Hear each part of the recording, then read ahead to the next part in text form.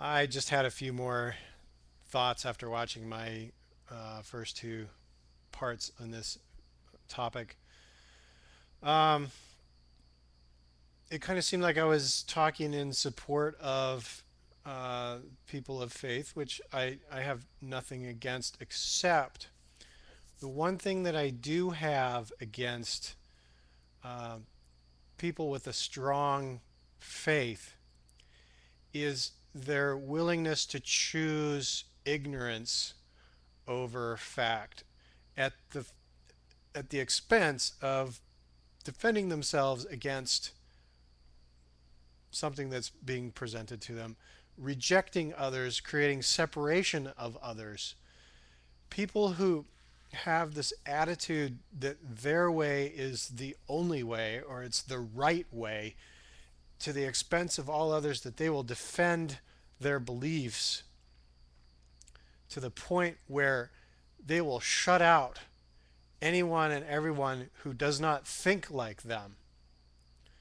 That's where I have a problem. I mean, it's one thing to have faith and to hold strong to that faith, and it's another thing to present yourself in a way that suggests that everyone else should feel the same way that you do and everyone else should believe the same thing that you do. And that I do have a problem with. And maybe I didn't make myself real clear. I also made a comment that religion and science aren't in conflict with each other. Well, there is a big conflict there. But what I was really saying was that inherently, religion is not designed to be contrary to science, and science was not designed to be contrary to religion. It's just they're two different disciplines, two different ways of looking at things. One is as a belief system that's based solely on ideas, which have no formal basis of facts to back it up. I mean, that's what faith is, a faith in something that you have no verifiable, undeniable evidence to support. Whereas the other side, science, is really focused on just observation. This is what we see. This is what we. I mean, there's still some belief in science because you have to have some belief about the way something is happening in order to formulate a theory.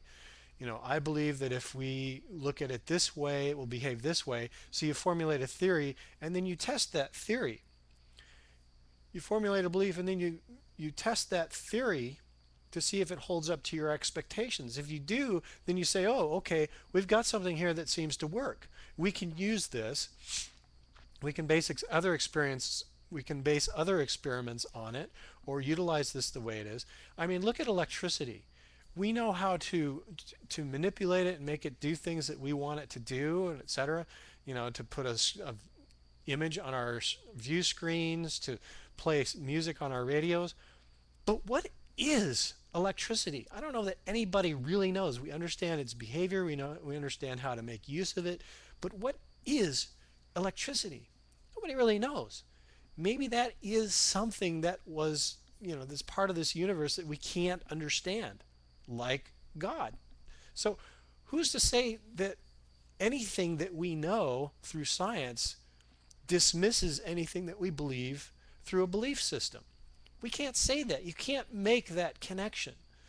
But people do. People see this scientific process and these explanations that come out of this as a threat to what they believe because it's describing something that's contrary to what they've known. And a lot of people just don't want to let go of their grounding. If their whole structure and outlook on life is based on these beliefs, and then somebody comes along and says, no, it's not like that, it's different, that shakes a person. And then a lot of people aren't willing to let that go, and that's understandable.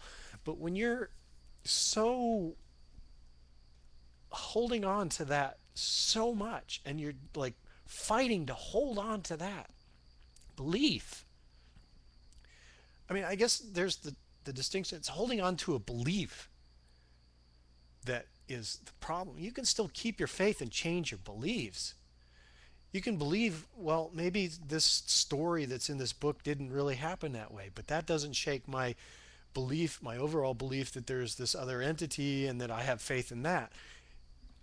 So the stories are inaccurate. So what? That was my point. Now, the thing is, people of science who are atheists, who are against the idea of religion, will use science as a weapon against religion, and vice versa. People of religious faith will use religion as a weapon against science. And then so it gets into this war of, really, it all really boils down to beliefs. You either believe in science or you believe in these things in religion. It's really a war of ideas. It's a war of beliefs. It's not about science or religion. So that is really at the core of it, and I think that really at the root of this battle between religion and science is the whole creation thing. How did this universe come to be? How is it created? Well, maybe it wasn't created. Maybe it's always been here. And so what if science has a theory about how it was created and religion has a belief about how it was created? Why are the two mutually exclusive? Why is it that we can't say that science is looking at a process that was the result of this deity creating the universe? How is it that this is not describing that? Because when religious people say, oh, well, science says that the Big Bang occurred out of nothing, well, that's exactly what religion is saying, that this universe was created from nothing, but God did it. Oh, but it's okay that God can do it, but science can't explain it? I don't buy that. If there is a God, if the universe was created, then there was a process that happened. And I doubt it happened just like it says in the Bible, because the Bible ultimately was written by men, whether or not they were divinely inspired or were just making stuff up. I don't know. But it just doesn't negate, one does not negate the other. So I still do not understand why people go at each other's throats using science and religion as a weapon. They're just weapons, actually. It's a battle of beliefs. So it's these battles of beliefs that are really dangerous. And that is what I wish humankind could rise above and get past, so that we can all say, hey, these are all different ways of living life. Who knows? All these paths could all lead to the same place. Let's live together and enjoy this paradise that we do have.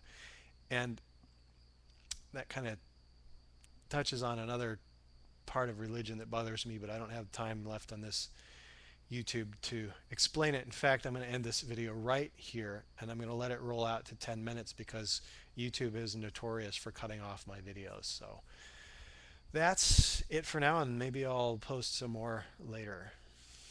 Thanks for watching. Please subscribe and rate and comment. And now if this isn't cutting me off, you can just sit there and stare at me for a minute and a half.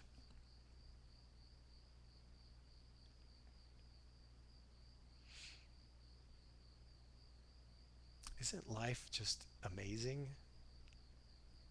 Whether you look at it from science or from religion, it's just amazing.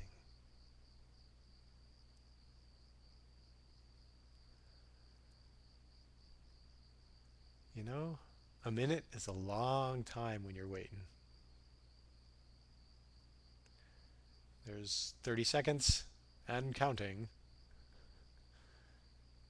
T-minus 20 seconds and counting. Mark.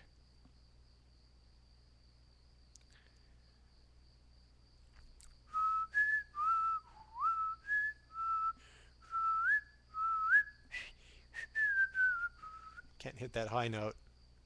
Here we go.